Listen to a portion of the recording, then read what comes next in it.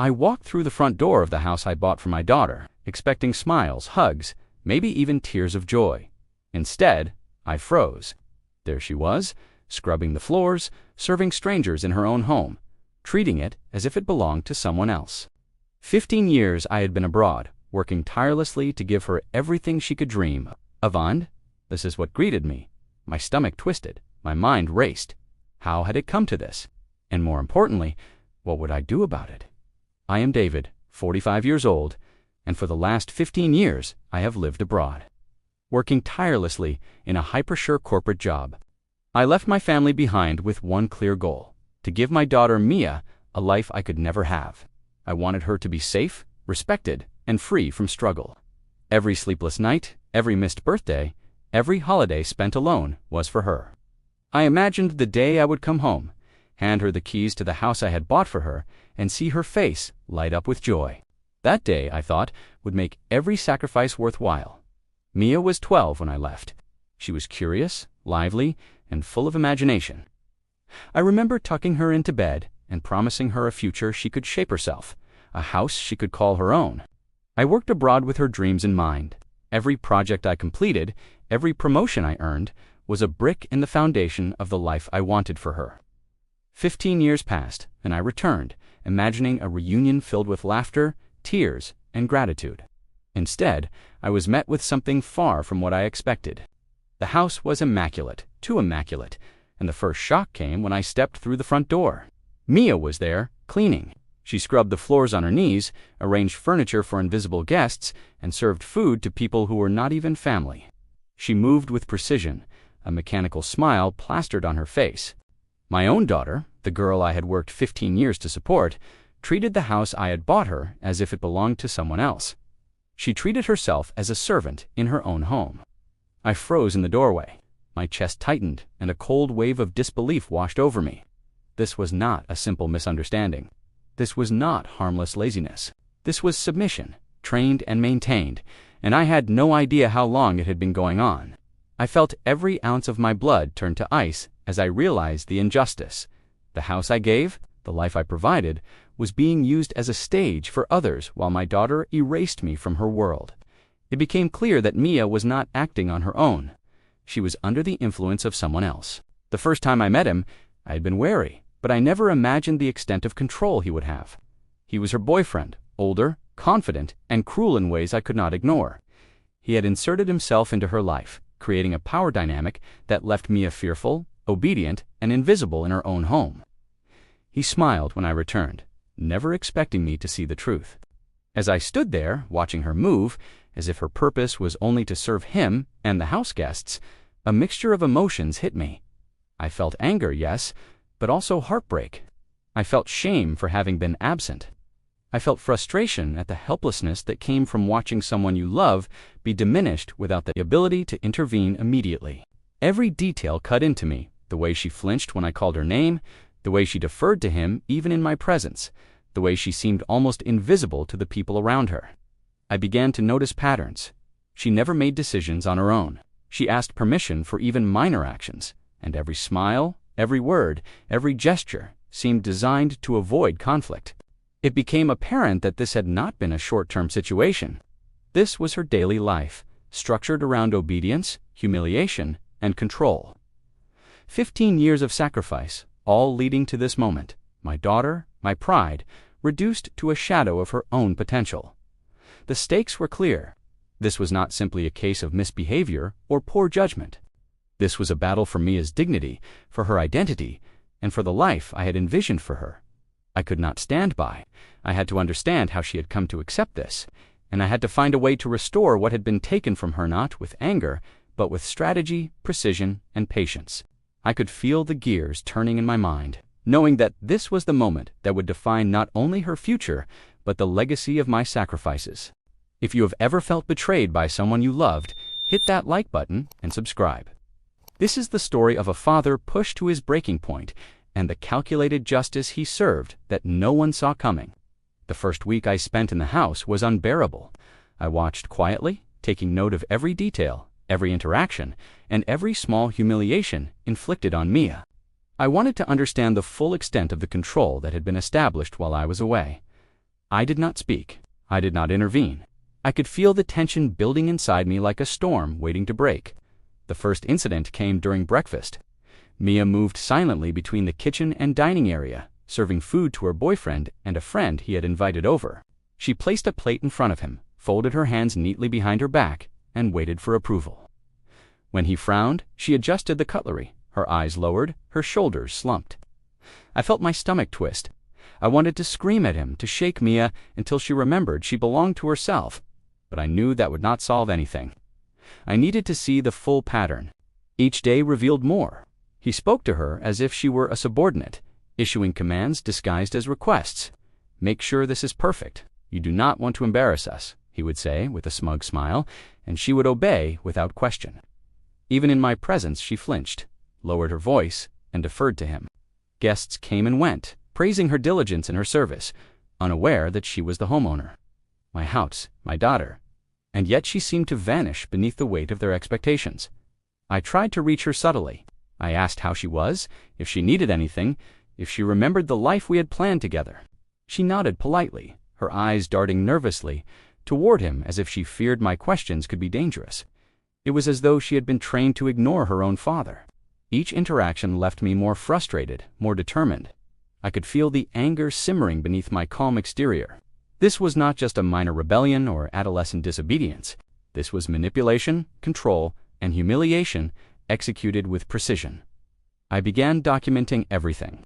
Every command, every forced smile, every moment where she deferred her needs to someone else.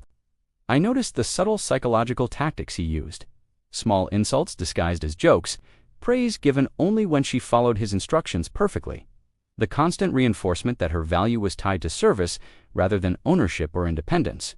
He was meticulous, confident, and cruel, and he believed I was powerless to intervene. By the end of the first week, the tension had become almost unbearable. I walked through the house at night, listening to the quiet whispers and the clinking of dishes. I could hear her moving through the rooms, following the invisible rules he had set. I could feel her fear, her hesitation, and the way she had internalized this control. Every step, every breath, every glance reinforced the injustice that had been building for years. I realized that confrontation would not work. Anger alone could not break the hold he had over her. I needed patience, observation, and strategy. I needed to understand the rhythms of the house, the weak points in his control, and the moments when Mia's own strength could resurface. This was not just about correcting behavior. This was about dismantling a system of oppression that had taken root in my own home, and then came the final straw. One evening, I returned from work to find him directing her to serve wine to guests who were laughing at stories I did not recognize. He told her to kneel and adjust the tablecloth as if she were a servant rather than a daughter. I could feel my blood pressure rise, my hands clenching into fists. At that moment, I understood that patience was necessary, but action was inevitable. I knew the turning point was approaching. Something inside me shifted. I could no longer watch passively as my daughter surrendered her life to someone else's control. The plan began forming in my mind, precise and deliberate. I would not yell, I would not strike. I would reclaim what was mine, what belonged to Mia, and what had been stolen under my absence. I would restore her dignity, and when I did, the world around her would feel the shock of justice. The turning point came on a Sunday afternoon, the kind of quiet day that usually carried a sense of peace. Instead, it carried a weight that pressed down on my chest. I had invited a few close relatives and longtime family friends, hoping their presence might remind Mia of who she was, hoping it might shift the balance even slightly. I stood in the corner of the living room, watching as she moved through the space with practiced obedience, her eyes never lingering on anyone for too long, her posture small and careful.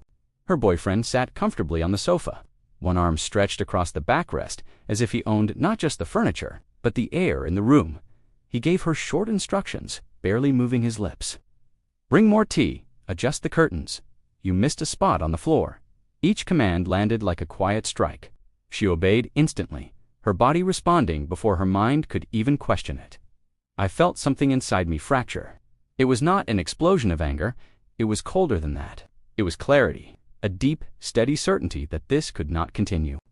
I realized in that moment that waiting was no longer protecting her. It was enabling her captivity. One of my relatives laughed softly and said, She is so disciplined. You raised her well. The words stabbed deeper than any insult. They saw obedience and mistook it for strength. They saw silence and mistook it for peace. They saw submission and called it character. I clenched my jaw, forcing myself to breathe slowly, because if I spoke in that moment, my voice would betray everything boiling inside me. I watched Mia kneel to adjust a rug at his feet, and the room seemed to narrow until it was only the two of them. I could see her hands trembling. It was subtle, almost invisible, but I saw it. I saw the exhaustion behind her eyes. I saw the fear she carried like a second skin, and I knew then that she was not weak, she was trapped. That realization changed everything. I stopped seeing her as someone who needed correction and started seeing her as someone who needed liberation. The responsibility was mine. I had trusted that time and money could replace presence. Now I understood that absence had created space for manipulation to grow. My pulse slowed as my mind sharpened. I stopped thinking like a father overwhelmed by emotion and started thinking like a strategist. Anger would fail. Direct confrontation would make her retreat further into obedience. It would push her deeper into his control. I needed a solution that would give her power without placing her in danger. I needed to dismantle his authority without turning the house into a battlefield. I began to observe with new purpose. I watched how he reacted to attention. He thrived on it. I noticed how he enjoyed appearing important in front of others. I saw how he built his identity on control and image. That was his weakness. His power depended on being admired and obeyed. Take that away, and everything would collapse. I studied the rhythm of the house, when he felt most confident, when Mia seemed most alert, when guests were present, when silence carried the most weight. I realized the house itself could become the stage for justice. The same walls that witnessed her humiliation would witness her reclamation. Later that evening, I found Mia alone in the kitchen. The room was quiet except for the faint hum of the refrigerator. She looked smaller than ever, but when she saw me, something shifted in her expression. It was not hope yet, but it was recognition. I spoke gently. "This is your house." She hesitated. "I know, Dad." "No," I said quietly. "You do not live here. You own this place, and no one has the right to make you feel otherwise." Her eyes filled with confusion and fear. "It is easier this way." Those words confirmed everything. She had chosen survival over dignity. I did not blame her. I blamed the environment that taught her obedience with safety. I placed my hand on the counter and leaned closer. "What if I told you it does not have to be easier? What if I told you it can be yours again?"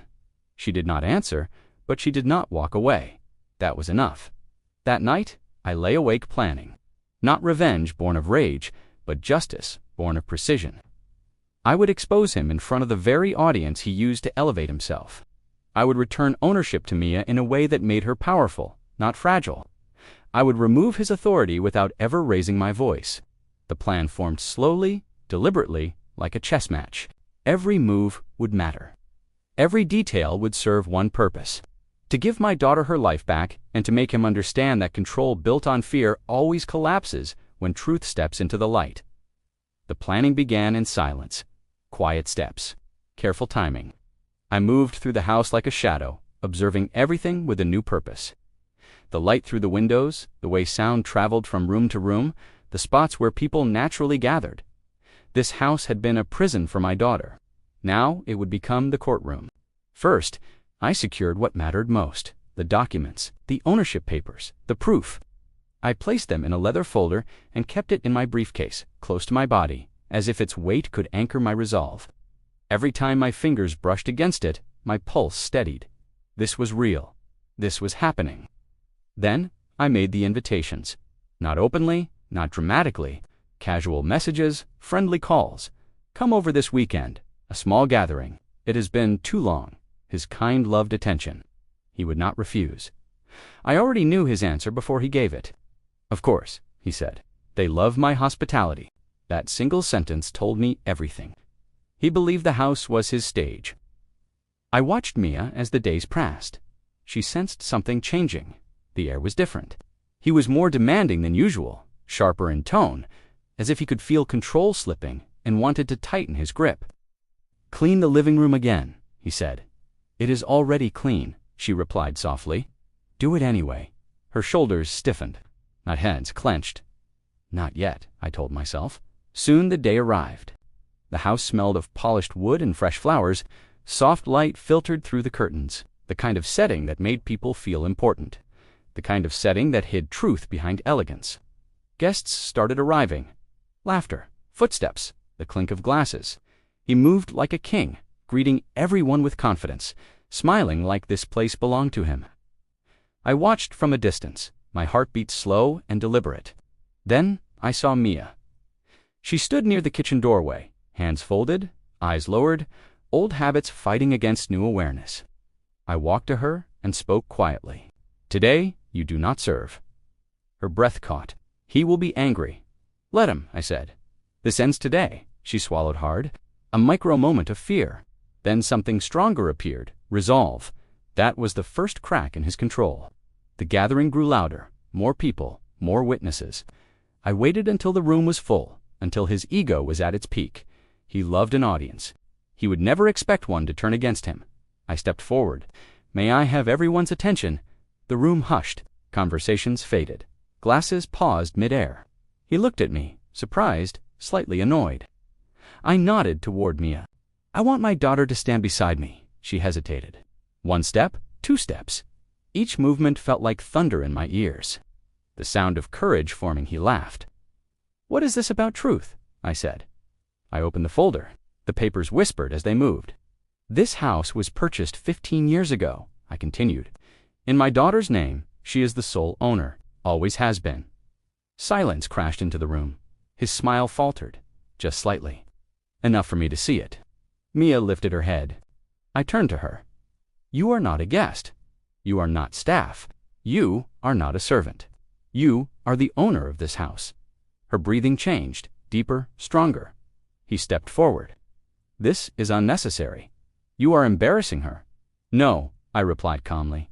"You are exposed." The guests shifted uncomfortably. Confusion turned into realization.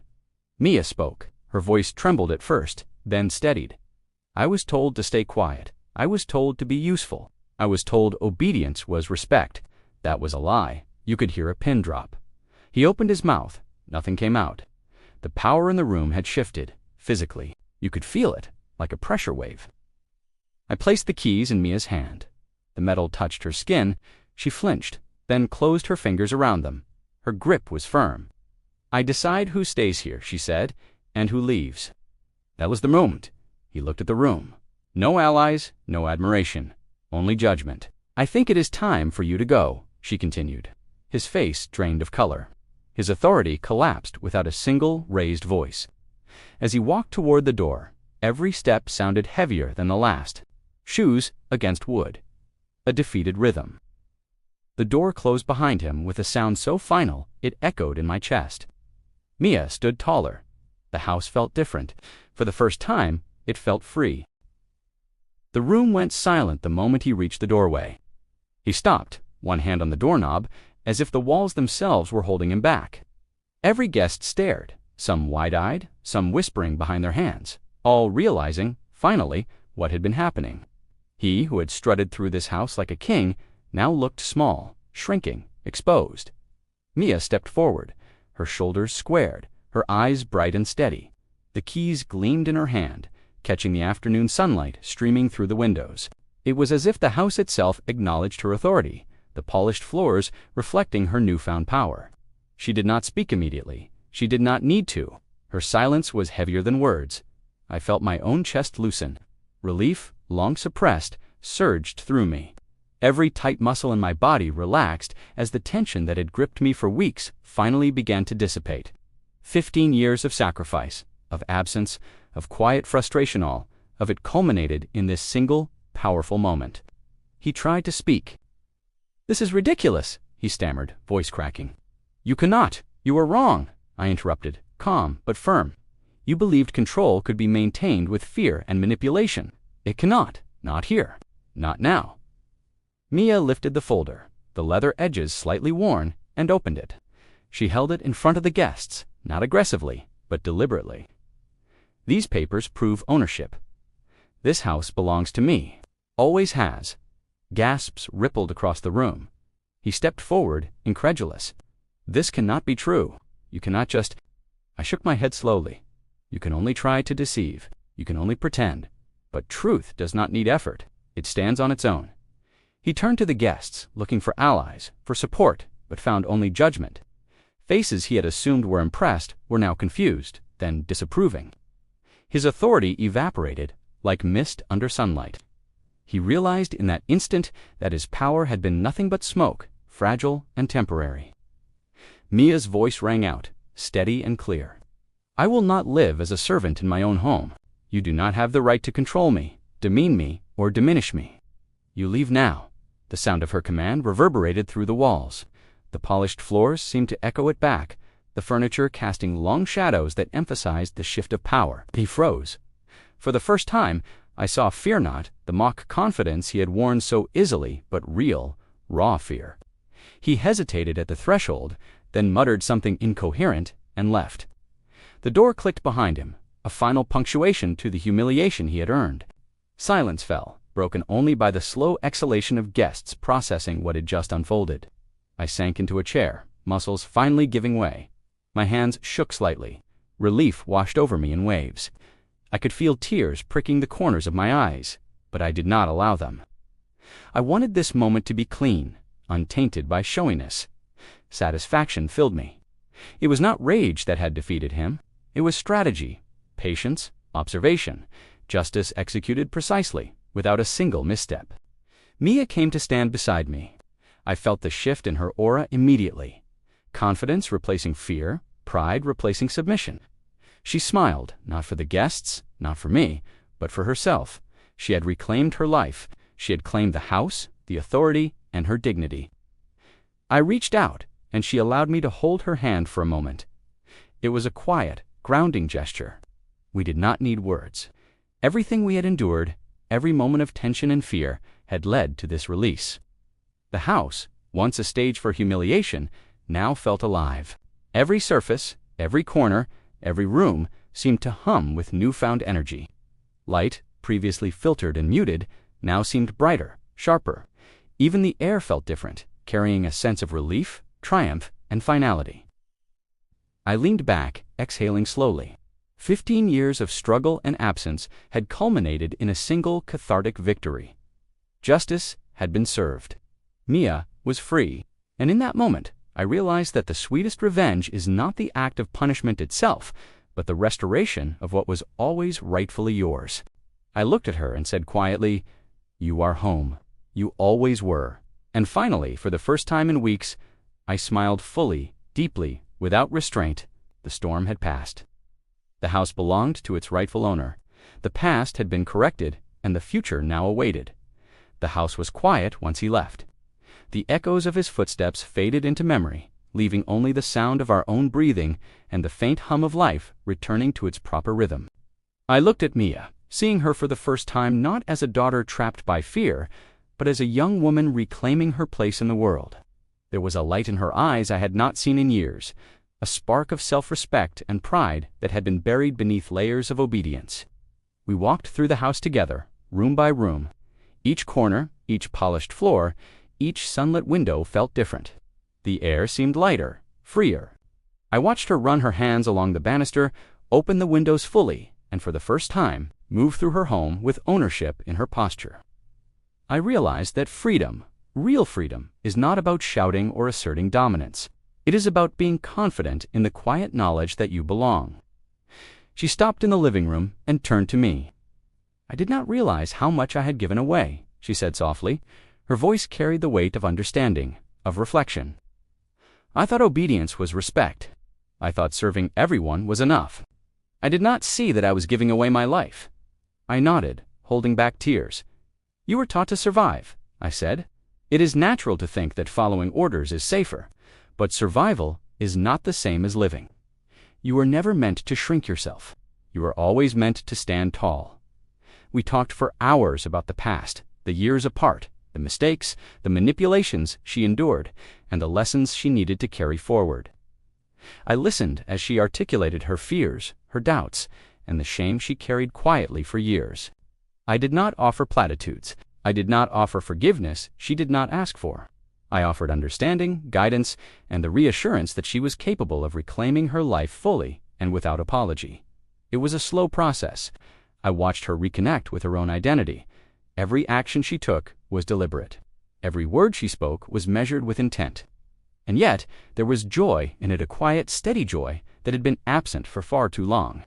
Watching her rediscover herself was more satisfying than any confrontation or revenge could have been. The lesson became clear to me as I observed her.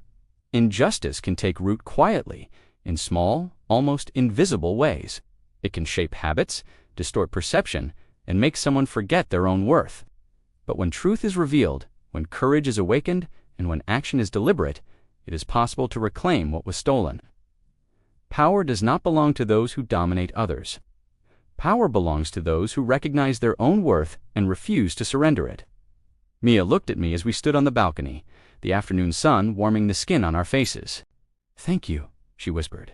"Not just for this house, but for helping me see myself again." I smiled. "The work was yours to do," I replied. "I just reminded you who you always were." The house no longer felt like a place of fear. It had become a sanctuary, a symbol of restoration. Every polished surface reflected not just light, but resilience. Every open window carried the promise of new beginnings. And Mia, finally, had learned the value of self-respect, courage, and awareness. We both understood that life would present challenges again, that manipulation and unfairness would appear in new forms. But she had learned to see them, to feel them, and to act decisively. The past had been corrected. The future, finally, was hers to shape. If this story resonated with you, if it reminded you of the strength you carry inside, hit that like button.